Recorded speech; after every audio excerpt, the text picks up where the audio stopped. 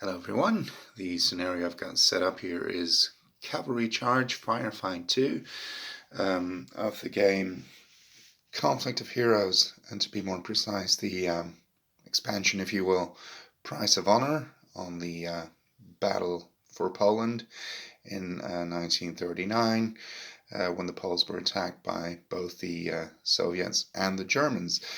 This scenario covers an infamous cavalry charge in which the Poles allegedly charged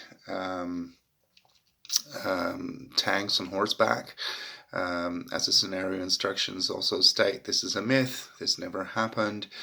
They attacked German infantry out in the open, and they basically retreated when armored car reinforcements appeared on the German side. Anyway, this is the scenario the battle depicts, and what I want to show you here is a possible opening for the Polish forces. Now you do need to know the rules a little bit. By the way, I'm using the 3rd edition rules, so with the spent die and everything, and it works just fine. I've tried a number of scenarios already using 3rd edition rules, and there doesn't seem to be any problem whatsoever.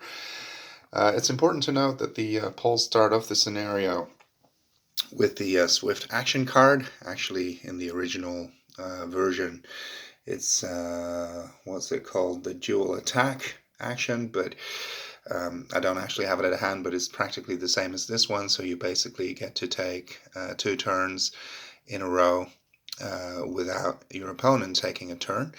But you do need to pay for doing that. You need to pay 1 command point. Now the Poles start off with 9, so that's actually not a problem.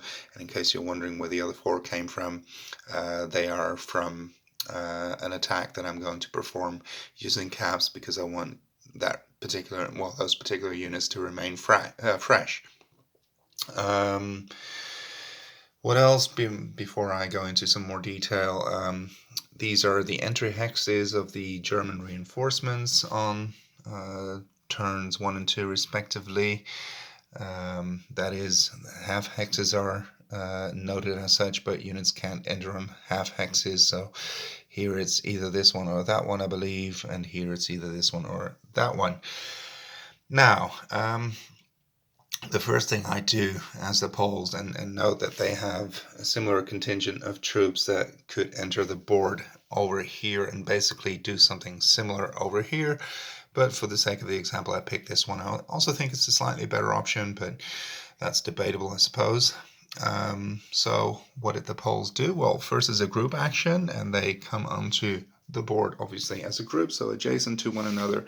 And as you can see in the 3rd edition rules, entering the map does not require a spend check, so it's, I would say, basically a free action as far as that's concerned, because obviously the units entering the woods would have to pay more if they did have to make a spend check, but of course they don't. The attack I've got set up here is the cavalry unit that entered from this hex. It has a bonus move in clear terrain and some other +0 AP cost terrain. So for instance, also in these potato fields. So in one move, it actually enters this hex, and that's where this German light machine gun unit is located.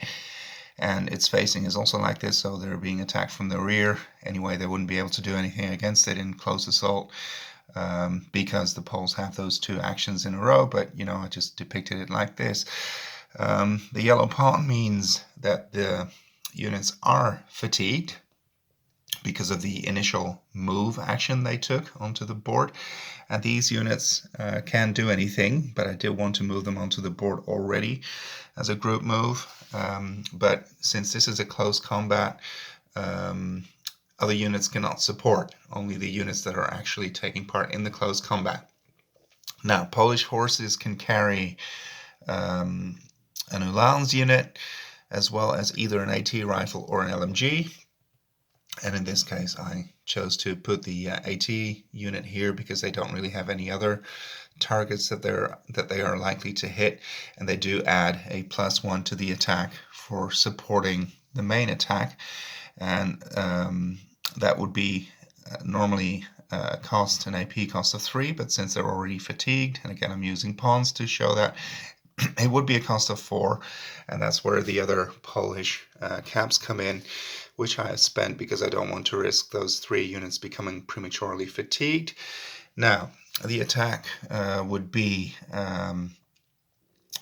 2 plus 4 for the close assault is 6, plus 2 for the horses is 8, plus 1 for the supporting unit is 9, against a defense of 10. So basically it's a guaranteed hit, because of course on a 2d6 roll you always roll a 1 at least, and if I roll 4 or higher than I need to, it will be that unit will be outright destroyed.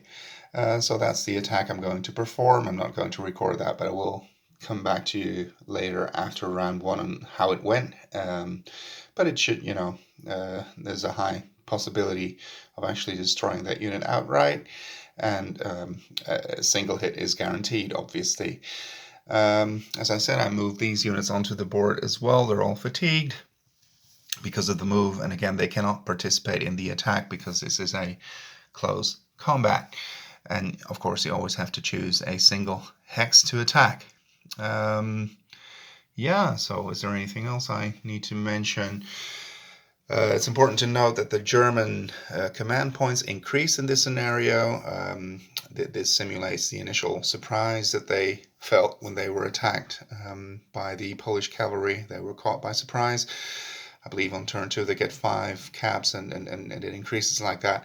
And it actually does not decrease because of destroyed units, which of course normally it would. The same is not true for the Poles. They will be affected by that. And the scenario lasts for 5 turns, which is why I put this pawn here to remind me that the game ends there. Yeah, so that basically sums up what I believe is the good opening for the Poles. In case you have any comments, if you see things differently, perhaps I made a mistake. I don't think so. But in case I did, please do let me know. Thank you for watching, and see you after the next one.